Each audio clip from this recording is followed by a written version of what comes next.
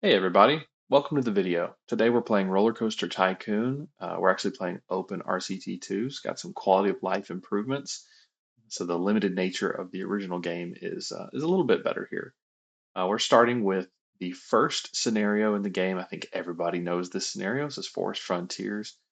This was actually the scenario you would play in the demo of the game, which is what I remember. That was my first experience with Roller Coaster Tycoon was the demo.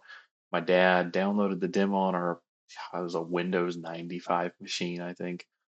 And it's so vividly in my mind of building the little junior coaster and all of that good stuff. It was fun. So we're going to start out here by putting a raised plaza in the middle of the map, or the middle of the entrance, not the middle of the map. But anyway, the bridge that goes over the sunken railway station makes for a nice path interaction, but you don't have to climb, two or three height stairs, and makes it a little bit easier for the guests and uh, and make it look a bit more realistic, I think.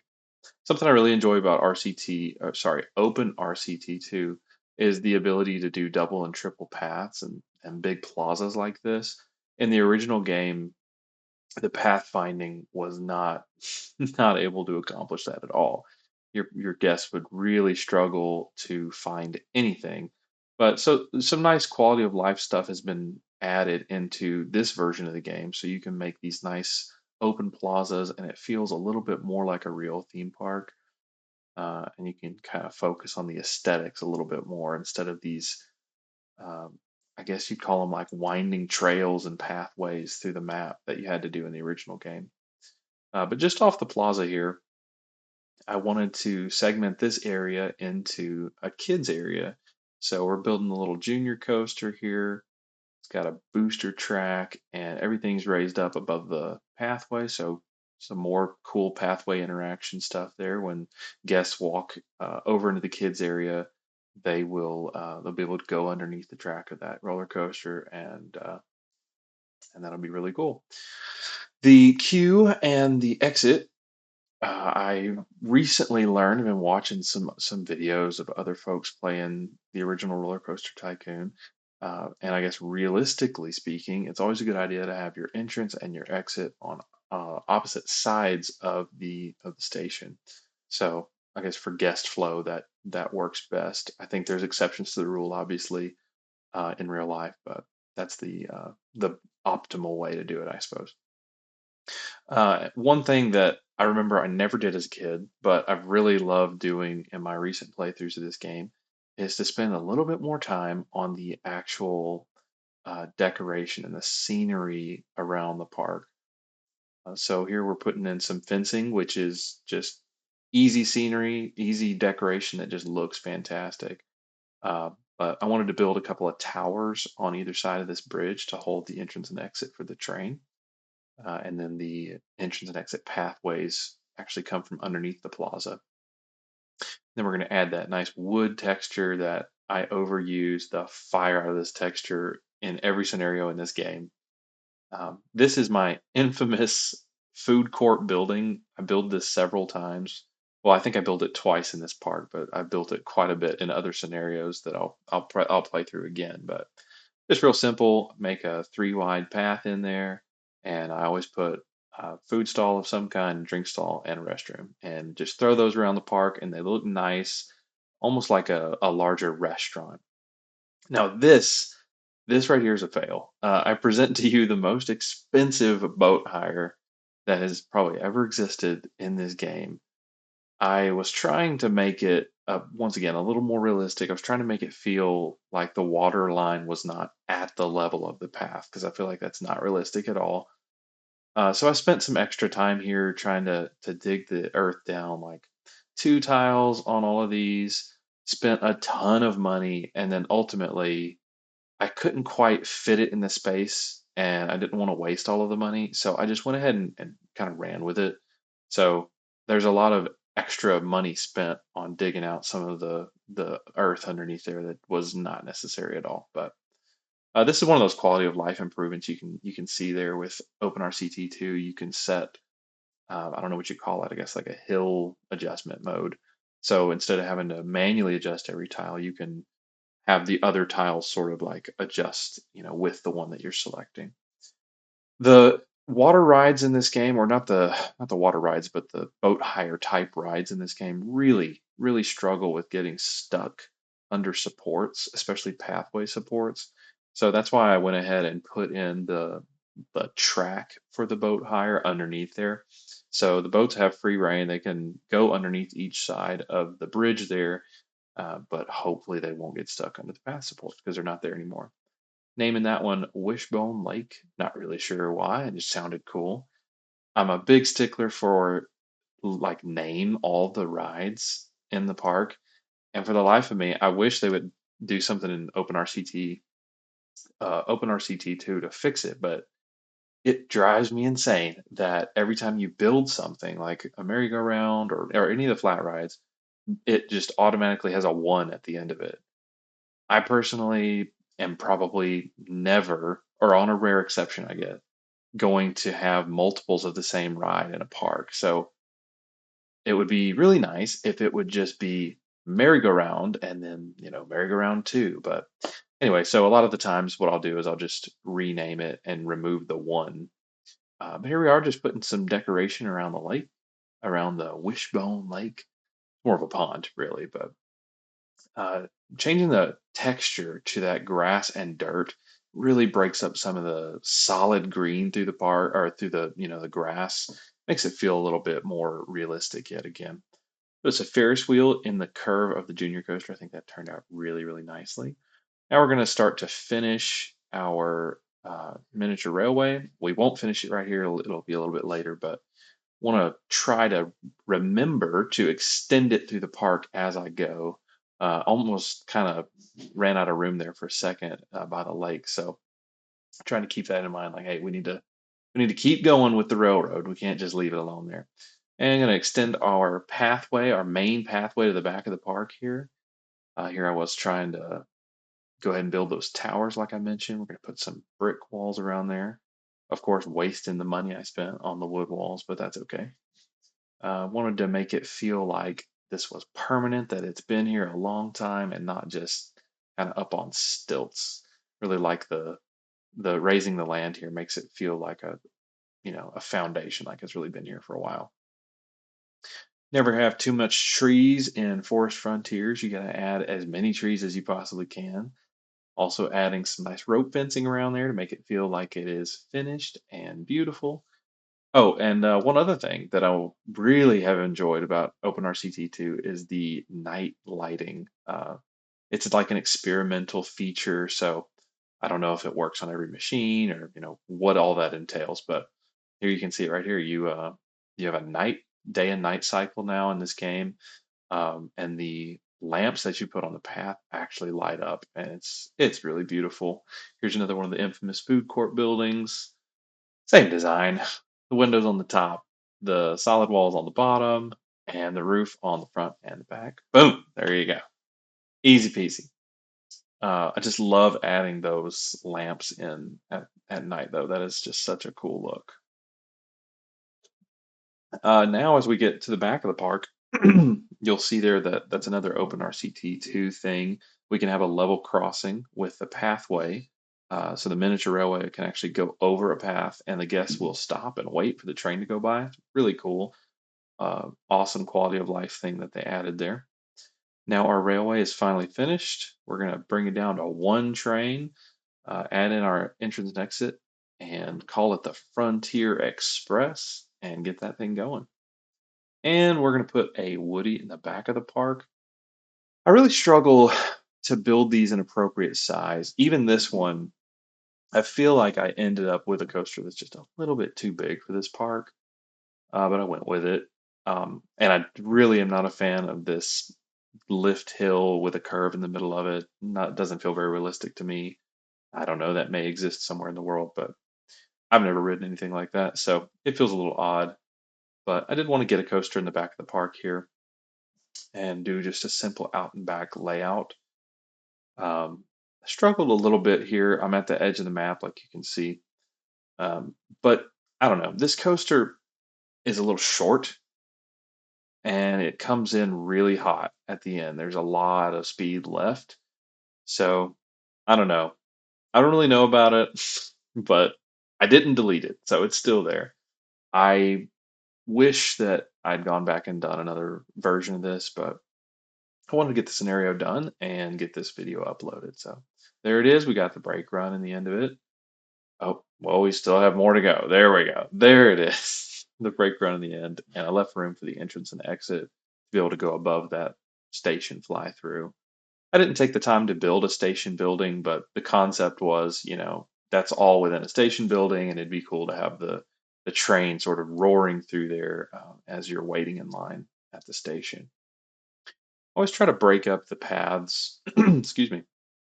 I always try to break up the paths when they're elevated like this, so it's not two stairs in a row. I'd like to do just one at a time and kind of have that stair step down. Called this one Mountain Man, so we're renaming that. And I like the way the queue kind of meanders around the exit path there. It creates a cool little, almost like a plaza. And again with the street lights. Super cool. Love that. Thought about doing a log flume there and changed my mind, but I'll come back to that. We'll do us a log flume. These, I could have sworn in the original game, these were called the Scrambler. In this version, they're called Twist. So not sure what that difference is. Maybe it was based on, country of origin or who knows what. But I do know that they are really good for throughput and they're good for the admission price. So you can make some pretty good money with this ride specifically. It's usually, oh, there's the win as well. This scenario is really easy, so I'm going to continue to build for a little bit here until the park feels done. But anyway, as I was saying, the twist, I think it's usually a pretty good idea to put it toward the front of the park so you get as many guests in there as quickly as you possibly can. And that probably would have helped us financially in this scenario. But I'm going for the aesthetics. We're going for the look. So went ahead and put the pirate ship next to the quote unquote lake, but also wanted to bury the queue inside of this. It's meant to look like an artificial mountain, if you want to call it that, for the log flume that we're going to put in. So spent some time doing that and struggled a little bit to get the railway how I wanted it because it needed to leave space for the log flume drop as well. So we're moving the railway around a little bit, and I think we'll have to close it down and move it again, but not too terribly much. Yeah, yeah, there's not gonna be enough space there. There's not enough space, Andrew. Uh, anyway, excuse me. So we're gonna move that, and we will put the station next to that plaza that we put in a bit ago, next to the train station. So, and this is what I was going for with the boat hire. I wanted to have the water line down for this. This would be like a retention pond in real life. You'd have a system to drain the flume itself. At the end of the day, I think I don't work in theme parks, but I'm pretty sure that's how that works. And then it just retains all the water, and then you use that to refill the ride in the morning, I guess. So trying to go for a little bit of realism here, and that's what I was going for with the boat hire as far as the water level being below the path. But we were able to do it a little bit more realistically here. It just didn't work out for the boat hire. Live and learn. Anyway, we're gonna nestle the queue down in that little slot next to the station. These log flume rides in RCT, I mean, the guests love these rides. I mean, they are the favorite, I think. So that queue is entirely too short. Um, but it's the space we had. I didn't want to mess with the train again too much. So that's why I just kind of stuffed it in there and got the train going again. And we're coming close to the end here. I got one little area. We're going to do another railway crossing to do one little plaza to the left there of the rail station. But we're going to spend some time putting decoration up on the artificial quote unquote mountain that we created for the log flume. Got to do some more fencing. We don't want people to die. The don't die fencing is necessary. One interesting thing that I was watching another video the other day, and they mentioned I hadn't really ever thought about it. The scale of this game is weird because, when you're playing it, you put like that wood fence next to the log flume and it seems like a short fence. But then if you really look at the size of the guests, they would not be able to see over the top of that fence. That's like a full height fence. So that's why I usually use the mesh fence and the rope fence to let people see through the fence into, whatever ride. But in that case, it felt like it'd be nice to kind of nestle that in there and make it feel a little more closed off. And I really like how the Wishbone Lake boat hire turned out. It feels cozy back there. It's got its own little spur off the path and just kind of dead ends into the ride, which isn't the most effective or the most efficient path layout, but I really like it. I skipped ahead a little bit here. Something about Forest Frontiers, man, the research is painfully slow because, well, I mean, my budget was not fantastic. I've been more worried about the aesthetics and the scenery than getting some rides in here to make some money. But I basically needed to skip some time so I could research a new ride to put back here in this plaza.